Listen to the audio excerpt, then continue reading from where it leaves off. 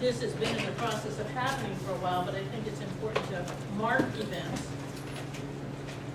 And so I want to spend a little time kind of talking about the changeover that's happening with Robin stepping down from chair and back into a life, which having taken advantage of that approach a few years ago myself, my experience was it was quite freeing, a little bittersweet, but quite freeing. I don't know how your experience, Robin, is. Yeah. No, no, real seriously. She's I feel like, for me, what's important is to have time for students.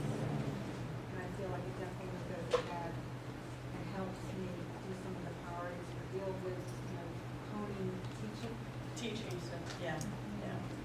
That's, to me, very positive. Yeah. So, let me just say that for those that are new to the community, I'm not sure people always know what everybody else has done over the time, but many of you all know, I think that Robin was our first fieldwork coordinator. She was the first faculty I hired, and in part because she put me up in Atlanta when I was doing my research. Now that's not but more because she was deeply connected with the clinical community and really understood fieldwork. And so within a year, we had 100 contracts, I think. And those of y'all that have been involved in fieldwork may appreciate what that means to come from scratch and get 100 contracts within the first year.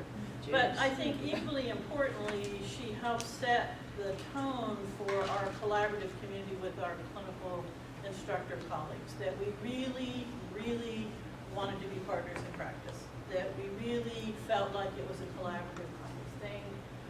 Did you do the first clinical reasoning seminar, the first narrative one? I thought you did. Yeah, okay. So the clinical reasoning seminars, which were in the curriculum, Robin actually taught the first one, developed the first one. Robin did the first level, did the first field workshops. Robin did the first preps that happened, which much later turned into a big boot camp, but there have been little things that were going on before. Robin and Mary together, I think, opened up a lot of the community stuff, right, guys? I need you to help me remember. Mayor, when we started doing the community stuff, I was trying to remember what you guys did in those early days, reaching out because this had to do with making the curriculum come alive. What were some of the community settings that you guys went out into in the early days? I mean, I know. Well, remember all the community mental health centers in Habersham and Forsyth and yeah. Them up because it originally put the students as we are now, places without O2. And then Mary and I especially started feeling like they needed us to kind of help them a little bit in clinical reasoning on site. So Mary and I went ahead and divided the places out and started traveling. And did sort of like circuit riding Exactly. to supervise the level ones Right. in these settings. Now we're talking. And then we brought on some people where it became a job, like Stephanie Grant and Marcy and the Bridge, Cynthia Pearson, and so forth. And then, of course, the women's shelter, that's been Right. going on for, how long now, Robin? 14 years. 14 years. And in that time, we've now hired how many people over? We have, for our students, we have had at least 6 or 7 That have students been of ours hired. who have worked there at one time or other. They're still working there. Jennifer's our newest person Yeah. who's now helping. So, and I'm sure there are other firsts. The other thing is that at that time, we were also making an impact on the larger community. You were the chair of, was it which committee? There was a committee, faculty welfare, Ethics. and was there another one you chaired too? No, But that was the main. Yeah, the faculty welfare and ethics, and during that time period, I felt very good because I was able to push for benefits for partners. Which And- started way back. Yes, and also getting together a performance evaluation. There was no performance evals. People were not, raises or whatever were not done based upon any data. Wow. So Yeah. we worked together very closely trying to do that. So there's other stuff, but I just think it's important to recognize. I appreciate I it. know I get choked up somewhere.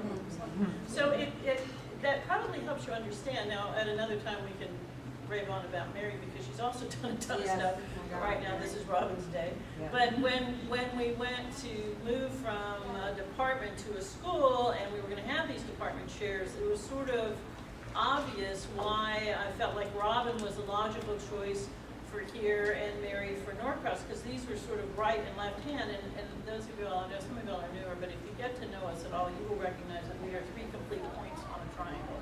I mean, we really are very different in the way that we approach our lives and our worlds, but I think we share core values of high quality practice and good teaching. So, anyway, I just want to say thank you for getting us started.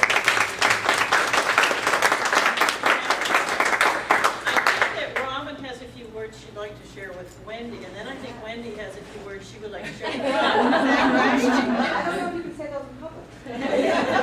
Well, would you reconsider? No.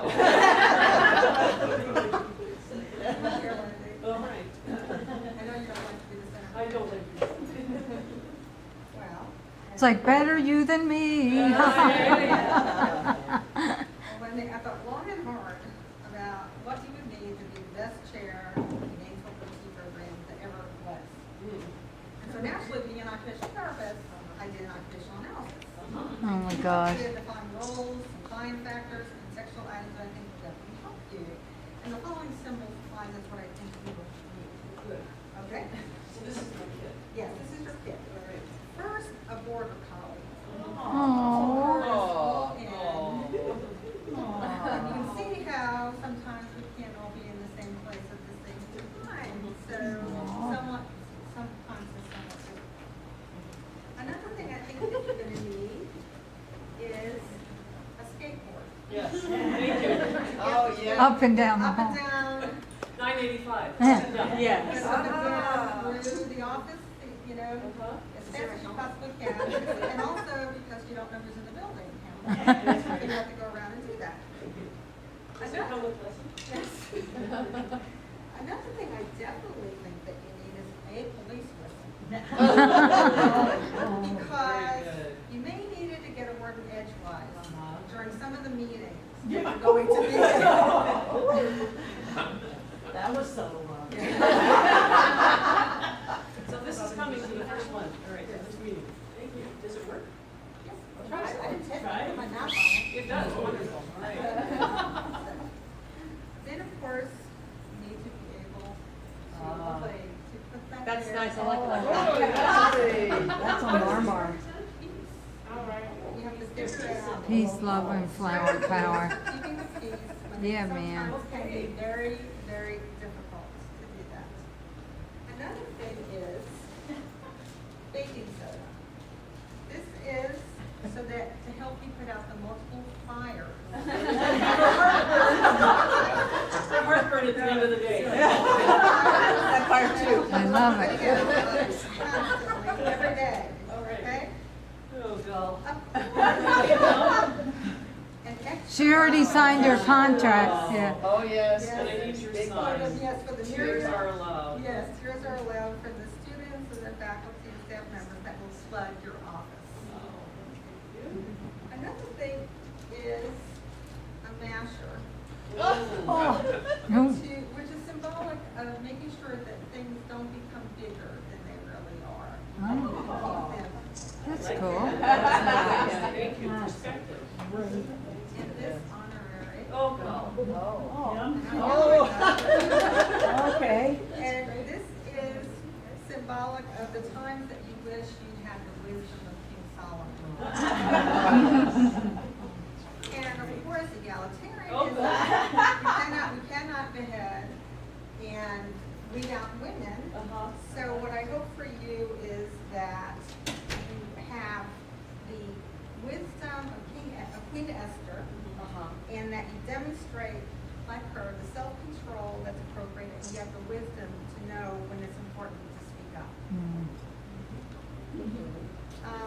Very importantly, and one of the most important items for success is humor, and to be able to laugh. So I've got you this book called Humor That Works, 500 Ways to Use Humor to Beat Stress, Increase Productivity, and Have Contact.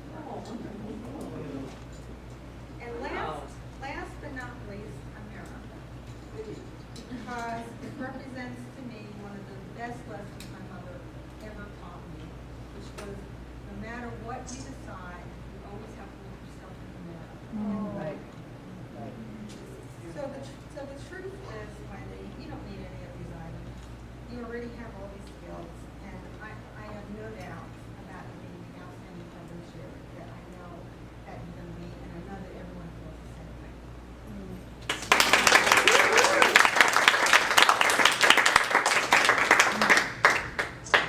Thank you. Now you can just stay here. Is this the first one? Would like to give it to us, right?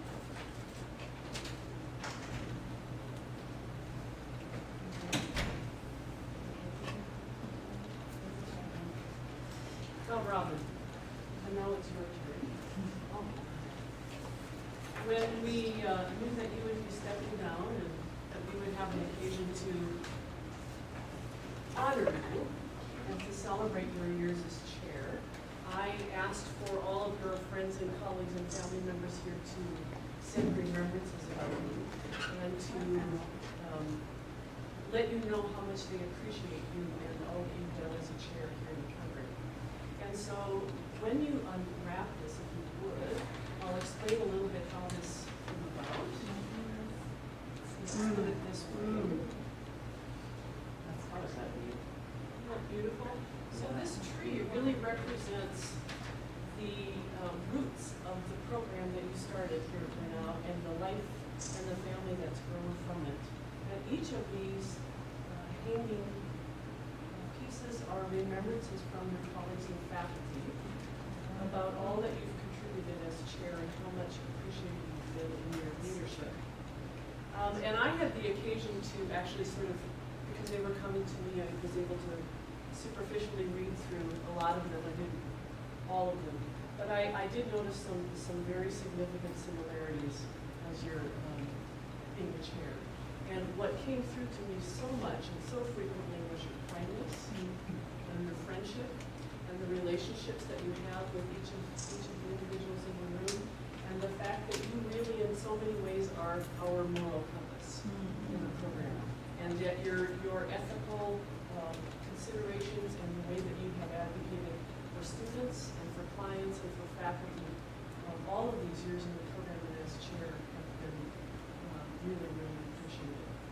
And so we want for you to have a visual symbol of your contributions, and whenever you feel as though you need to have a little affirmation or pride, just open up one of these because they're beautiful expressions of the fondness in which you're held here. You're welcome.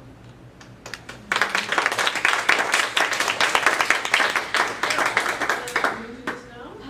Okay. Then there's the beautiful side, right? And then the other side of the transition has to do with, I think, the things that your fellow chair identified as just the joys of being a chair. I'm trying to open this up so I can undo it. Oh, you don't have to. Oh, okay, all right. So this is kind of the nitty gritty that you don't ever have to worry about again. And aren't you so happy? Yes. So things like workloads, Yeah. and Mary said this with Mary words, but I can't use those Mary words. So you'll have to fill in. Okay, so workloads. A lot of it begins with F. Okay, you know what you said. All right. Workloads, faculty workloads, schedule changes, meetings, complaint department. All of these things you never have to think about again as department chair. So you can Burn that too. yeah. You can do whatever you would like with that, but the baton has been passed. Oh.